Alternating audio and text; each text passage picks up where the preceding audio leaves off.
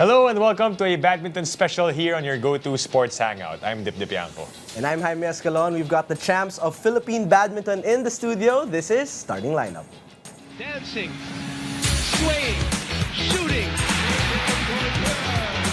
Puts a long palm and hits it nice to the back of the And then again. Isai tosses to Netura.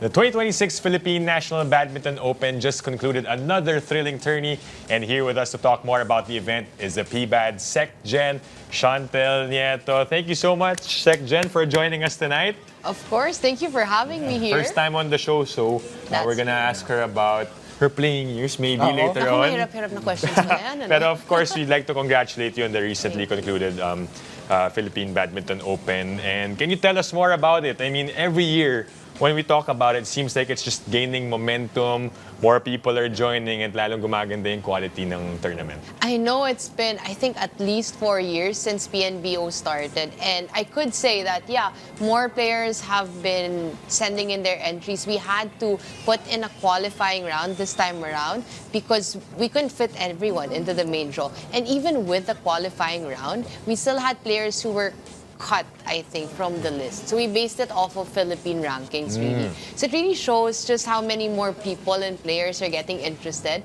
and are getting to a level where they can actually compete in the Philippine Open as well. So we're very, very happy about that. Section, how happy are you for the success and for us to be able to host an event like this? Especially, di ba kanina, pinapag-usapan natin with Section, we're seeing growth in racket sports, in tennis, in paddle, and now even badminton. I mean, we're so happy that we get to do it. I mean, as the Philippine Association for Badminton, we have the responsibility to set the standard for what the sport ought to look like, how it's played, how tournaments like this are managed. So we're very happy that with the likes of the Philippine Open, with our upcoming Philippine International Challenge and International Series, we get to showcase that. And at the same time, we're just generally very happy that the public, that players, that media, they're all catching on to badminton. As you said, racket sports are growing in number and in interest. And that's a very good sign for us because the more people come in, the more they get to witness the beauty of sports. And hopefully we see more and more people also share interest in badminton. But before we actually get into the competition, yung mga napanood mo, of course, the champions, before we talk about them, I wanted to ask you, kamustahin lang yung first year as Sec Gen, di ba? Kasi it's a different role now when you played before in college in the UAAP for Ateneo, and then now you're taking on a different role. But how has it been being the Sec Gen for badminton? I mean, for me, the top priority really is to take care of the players, to make sure that everything we do boosts their development as athletes, as persons, and as whoever it is, or whatever it is that they'd want to be. So that's always been the primary focus of my role. Of course, next to that would be seeking to elevate badminton in the most strategic way possible. I'd say the past year hasn't really felt like a year, probably felt like a decade, but mostly because with any role you come into, right, there's so much you must grow into because it entails a new set of skills you have to learn, perspectives you have to take. I've been in the badminton world for, what, more than a decade, maybe almost 2 decades. But being Sec Gen introduced me to a new side of that badminton world, one that I didn't see when I was a player. It was something I still am getting to know, and it's been such a good journey. I've grown a lot, and I'm just happy when I see our players happy. Yeah. And how would you say the evolution has been? Because like you said, you were a player, you yourself, you have evolved in badminton as now Secretary General. But what about the players we are seeing, our young Filipinos, our current pool? I know some of them are there right now. How is our talent right now in the Philippine Parang landscape? mas magaling ata nung time namin. I love that. Parang umalma si Jelo doon. Putting them in their place. Napatingin silang tatlo Napatingin eh. bigla. Nakinig bigla. No, the level of competition definitely this time around is much higher. And I'm very happy to see that more and more Filipino players are actually competing, not just locally, but internationally. And even beyond that, I'm happy to see them winning internationally. I don't think I saw that during our time. Kasi nakikita mo, kahit yung pinakamagaling sa amin, syempre, nagdo-dominate in the local scene, the UAAP, the National Opens, but you hardly hear of victories and wins outside. Whereas for our Smash Filipinas players now, it's quite, I wouldn't say quite regular, medyo quite regular. Ewan kung pinipressure ko sila ngayon na nagpo-podium finish when they go out and compete in Europe, across Asia, in Oceania. So that's definitely a telling sign of the growth of Philippine badminton. I mean, it came from you, no? A variety of players from different, iba't ibang probinsya rin, di ba? They come in. This is the venue for that, di ba? To showcase who's got next. And we have players na up and coming. Meron din tayong mga champions na talagang have been dominating. But for you, what did you enjoy the most in that Philippine Badminton Open nung napanood mo? Of course, at the same time, you guys hosting and staging that whole thing. What was the most fun part that you had in that tournament? I just really like seeing people compete against each other, like the intensity of the rallies. They're not, one other thing I've noticed is they're not as loud as we were. Back then, everyone was screaming. Now the players are a lot more courteous, I think. Thankfully, hindi pa uso yung YouTube and social media during our time. So wala naman nakaka-record nung ako yung nag-iingay sa court. But I think that's something I've noticed when I came back into the scene. Everyone's a lot more professional and a lot more civil. But the level of competition, the fierceness of the rallies, their expressions, the tightness of the game, seeing that, I think that was the most enjoyable part. Yeah. And we have a lot to look forward to. I mean, there's a saying, right? Yung malayo na pero malayo pa. Especially, you're almost celebrating your anniversary That's as true, yeah. Secretary General. But in terms of what we should be looking forward to in the future, in terms of grassroots, because the PSC, they've been vocal about wanting to be more involved in the grassroots level. What should we be looking for in badminton in the Philippines? Definitely. Well, we have our 2 upcoming international tournaments. So the International Challenge from July 29 to August 2. And then the Junior International Series from August 4 to August 9, still at Gameville Central Park at Mandaluyong. We'll be witnessing international players from far off as Uzbekistan. Wow. Yeah, I know, right? I was looking at the country list. I was like, really, these are very interesting countries. Fly over, compete in the Philippines against our local players. So that's something to really watch out for. And then, of course, our national team players will continue competing. So we have another list of tournaments lined up for them to compete in. Our junior players as well will be competing in the World Championships upcoming. So 4 of our players, so Mika, Clarence, Monchi, and Jela are also going to fly out to India for the BWF World Championships. So all of these to look out for. In terms of grassroots, our junior team is now training with our senior team. So we've come up with this whole much more synchronized training program so that nabubuhat ng senior team yung junior team the more they spar with each other, train together. And yeah, we're continuously working. Our coaches are scouting through Batang Pinoy, Palarong Pambansa, our junior regional tournaments, looking for potential talent to come into and invite into the national team. And I hope we can continue collaborating with local clubs, empowering them so that at their level, within their influence, they also get to develop players. Right, right. Beautiful. And all those efforts are for sure seen by the badminton community and of course the supporters who are now growing interest dyan sa sport na yan at hopefully tuloy-tuloy lang yung momentum in the sport of badminton. Sec-Gen, Chantel, thank you so much for joining us and good luck with the rest of what you have in store for this year. Thank you for having me. Thank you so much. And we have more badminton this time with the men's champion. Stay tuned. You're watching Starting Lineup.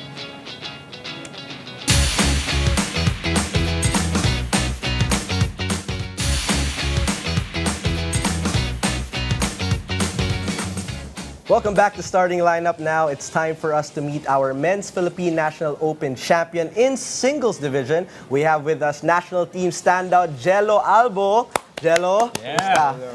Thank you so much for joining us, Jelo. And of course, congratulations, repeat champion. Pag-usapan natin yun mamaya because si Jelo ay isang legacy player dito sa Philippine badminton. Ang dad niya, national team player before. Pag-usapan natin yung simula muna nung 9 years old ka. Paano ka ba nagsimula mag-badminton talaga muna? Kasi iba yung legacy dito sa pamilya mo pagdating sa badminton, Jelo eh. Yeah. So, it's starting 9 years old kasi. Yung father ko coach siya. So, sa kanya ako nag-start talaga.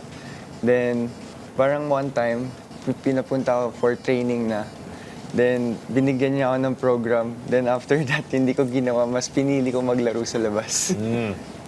Kala ko paglabas pa lang ni Jelo nung pag hawak na siyang racket. May racket na. Diba? Pero parang ganun yung dating kasi ang tagal na niya sa sport na to and because it's in the genes, then it comes natural for Jelo. Now, of course, all those sacrifices, you playing for UP and then now, three-peat. Sabi nga ni Jaime, three-peat lang naman sa Philippine Badminton Open in the men's singles. And you mentioned in an interview that you've sacrificed a lot to be able to achieve this level.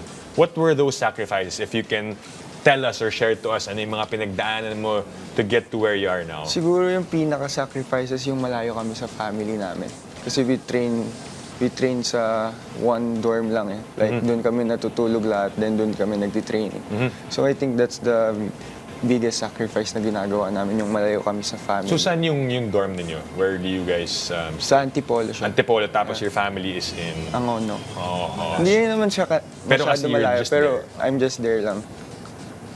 So, Jelo, sabi mo sa akin kanina na yung championship na to, sa tatlo, ay yung pinakamahirap para sa'yo. Yeah. Baka pwede mo din ikwento sa kanila, bakit ito yung pinakamahirap? Parang, ito rin ba nakita mo yung improvement ng mga national team teammates mo na naging kalaban din sa National Open? Yeah, sobrang hirap nung this year. Kasi compared 2024, like, masyadong na-dominate ko yung singles eh.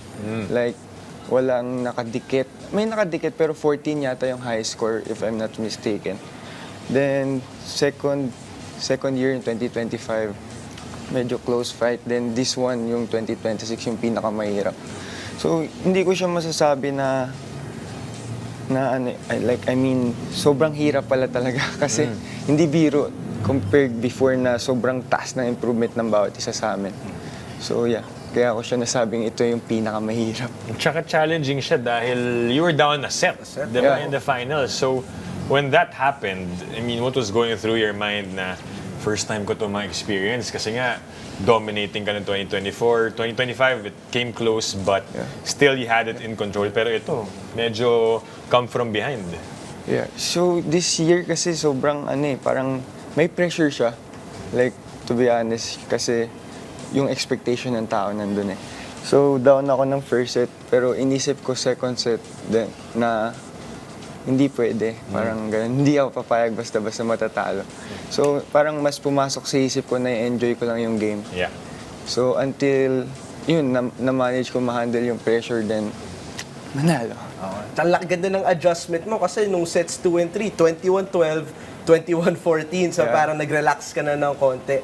Pero Jelo, paano nakakatulong na yung tatay mo ay parang isang mentor na rin, isang player dati na magbibigay ng advice sa mga ganong situation na first set, easily pwede ka nagpanic, pero paano nakakatulong yung may ganong kang tao sa buhay mo?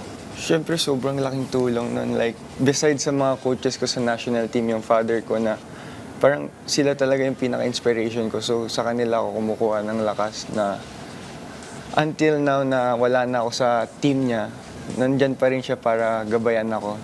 So, every game, like, if sobrang alam niyang malakas yung kalaban ko, nagtitext siya na parang may simple tips lang na para ma-enjoy ko yung game, mawala yung pressure.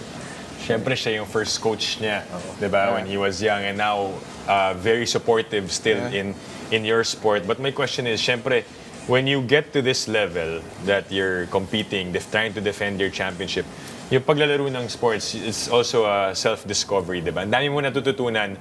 Dito sa third championship mo, meron bang parang bago for you na natuklasan mo about yourself? Like, maybe something that you didn't experience in the first two, but this year parang, kaya ko pala to, or this is something I'm capable of nung nilaban mo tong championship? I think yung pinaka na ko yung parang yung tiwala sa sarili. Na kahit ano mangyari, yung magtiwala ka lang talaga sa sarili mo na alam mo yung may doubt ka sa sarili mo pero dapat labanan mo. So it's all about mental lang. Dito ka pinaka na-test, no? Sa pang three-peat na to. Paano mo kinakausap sarili mo pag gano'n? I mean, nung set 1, parang nakwento mo rin to kanina sa akin, yung conversation sa sarili mo nung set 1 to set 2. Kasi mag-isa ka, di ba? Pag doubles, parang, kaya dip tayo, pwede tayo mag-doubles Right, champion. right. In a different reality. Alam ko, maniniwala na ako. Maniniwala ka.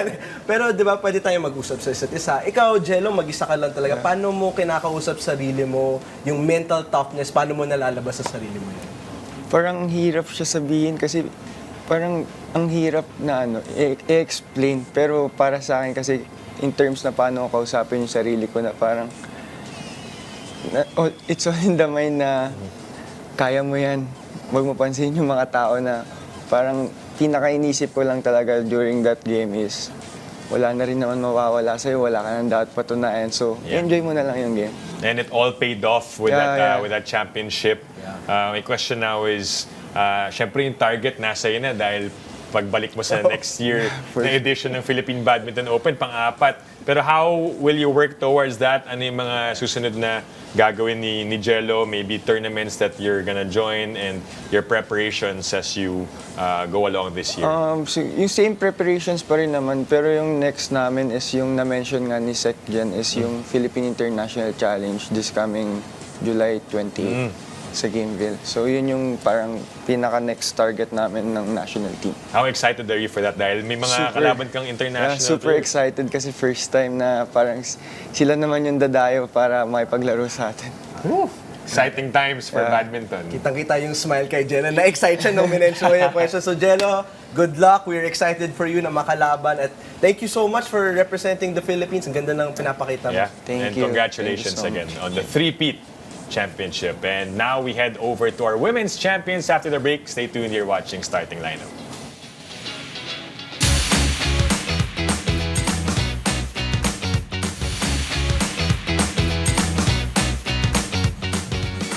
Welcome back to Starting Lineup. It's still all about badminton as we are joined by the women's doubles champs, Andrea Hernandez and Mary Untal. Guys, thank you so much for being here. Congratulations also on the championship. Yeah. Itong dalawang to, parang tayo ay matalik na magkaibigan, di ba? Tagal-tagal na sila magkaibigan din. Pero tatanungin natin ngayon, gusto natin malaman yung friendship nila because before we get into this whole tournament and how you won it, Mary, kwento mo naman sa amin how close you are. Ilang years na ba kayo magka-teammate ni Andrea sa badminton? 4 years na po kami teammate po ni Andeng. And nag-start po kasi na singles player po talaga kasi kami dalawa. Tapos lagi po kami naglalaban, finals. Finals, so sabi nyo, lakas natin, tayo na lang magkampihan. Ganun ba yung naging usapan doon? Parang doon na po nag-start na, kilala ko, parang magkakilala na. Tapos 4 years na sila. 4 years later, may mga bucket list daw sila tulad maging live show, may 7 countries na yata sila napuntahan together. Pero ikaw, Andrea, tanong kita, what's it like having Mary not only as a teammate, but like as a best friend? Yung parehas on and off the badminton court, alam mo nandyan siya para sa'yo. Actually, lahat po na nangyayari sa buhay namin. Parang once na may nangyari sa amin, siya po yung agad yung una yung makakalam na, Mary! Ganun na po yung samahan po na nangyari sa amin ngayon. Updated kayo sa isa't isa. So yung chemistry niyo off the court, syempre nadadalo niyo yan sa badminton. So Andrea, tell us yung ginawa niyong preparation. Syempre, you guys know each other, how you play, but in this edition of the Philippine Badminton Open, what did you guys do? Kwento niyo sa amin yung preparation, yung training niyo, mga pinagdaanan niyo to win this one. Sobra po yung sacrifices po talaga na ginawa namin pareho. To the point na kahit tapos na po yung training, parang nag-aayaan po kami na we need to extra tayo, ganun. Parang pag wala pong training, nagkakaayaan din po kami. So yung sacrifices po talaga namin sobrang hirap. And then nung dating po nung PBO, which is the Philippine Badminton Open, talagang sabi namin, ito na yung time na para ilabas naman namin kung ano po yung pinaghirapan namin. At kitang-kita, nag-champion din, di ba? Because last year, Mary, sabi mo nga, silver kayo together. Yes. So ano yung feeling, lalo na pag nakita natin yung score dip, 21-19, 21-19, parang kakabahan ka panoorin. But for you, Mary, ano yung feeling nung sa wakas nanalo na kayo dito sa Philippine Badminton Open. Lalo na close pa yung game. Sobrang saya po. Yan po. Kasi po, nakuha na po namin yung gusto po talaga namin makuha. Tsaka po, once a year lang po kasi yung yung open tournament na yun. So, binigay po talaga namin yung best na. Yeah, if you could give us a glimpse of what the conversations were. Dahil nga 21-19, parang wala nang ngumingiti niyan, di ba? Sa pagganyan yung score. But kayong dalawa, nung nag-uusap kayo, ano yung sinasabi niyo sa isa't isa nung time na yun, Mary? Sinabi ko po sa partner ko po na, Deng, focus ka lang. Focus ka lang sa isang point. Meron nga po nun, may isang rally, sinigawan ko, Deng! Kaya, yan. Pag ganun, Andrea, sinisigawan ka, ano na reaction na? Parang, wait lang, kailangan ko na rin magising? Or sisigawan mo rin? Hindi po, parang reminder na rin po sa amin. Actually, we're down 16-19 po. Nauna po sila mag-19. 5 straight yung score ninyo. Yes po. So, yung mostly errors po namin pare-pareho. So, nag-usap po talaga kami na baguhin po yung play namin. And then, hindi po kami tumingin sa score ng time na yun. Sabi namin, 1 point at a time lang po talaga. Yeah. And then, nagulat na lang po kami na 2019 na po.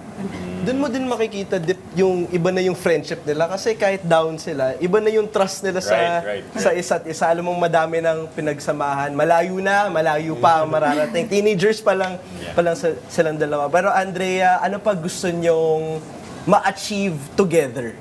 Kasi madami na kayong na-achieve at this age. Ano pa yung gusto nyong mapatunayan? Pero alam ko din, baka mag-separate kayo sa college eh. So, ano pa ba gusto mong mangyari? We still have a long way to go po. So, parang since bata pa po kami, and lalo po international po talaga. Sobrang, yun po talaga yung goal po namin. Una po makapodium na international hanggang tumaas din po yung points. Like sa seniors po namin. Yeah. And then, yun po, matagal-tagal pa po yung biyahe namin. Will you also be part doon sa binanggit nila, Jelo, sa tournament na yan? Yes. Yes. Part din kayo nun. So in 2 weeks' time, you're facing players from different countries, di ba, na bibisita dito sa Pilipinas. Gaano kayo ka-excited for that, Mary? Dahil nga sabi ni Andrea, goal niyo mag-champion eventually in the international stage. This is a good start to face these players also in Philippine soil naman. Sobrang excited po kasi po, first time po yun na magka-tournament po ng Na ganun. Na ganun po, laki. Ayun po, sobrang excited. Kaabang-abang kasi yun, di ba? Imagine yung mga di mo usually nakakatapat. They go to the Philippines, di ba? Medyo home court ka dito. But at the same time, it's a challenging task. May isa pang challenge sila. Magsiseparate nga sila sa college. Ano ba? Ba't ba kayo mag-iwalay? Ito na yung last question natin. Bakit ba? Andrea, ikaw, ano yung feeling na baka makalaban mo siya sa harap ng court? May iyak ka ba? Masesepangs ka ba? Ano yung reaction mo na baka maglaban nga kayo sa college? Minsan nga po naglalaban kami. Alam po namin yung bola parehas ng isa't isa. Tapos, as I said po na pag kalaban ko siya minsan, nasisigawan ko yung partner ko ng pangalan niya. Like, Mary! Sobrang sanay. Well, kaabang-abang yan. For context, they're gonna be playing the UAP. Tama ba? Diba? Yes. Going separate ways, but outside of that, you'll still be teammates for sure. And we look forward to supporting you guys and having you back on the show, diba? More championships for you guys, Mary, Andrea. Congratulations and thank you for joining us. Thank you. Thank you po. Guys, thank you for joining us. And thank you for joining us as well. My name is Jaime Escalon. I'm Dip Dipiaco. This is Starting Lineup.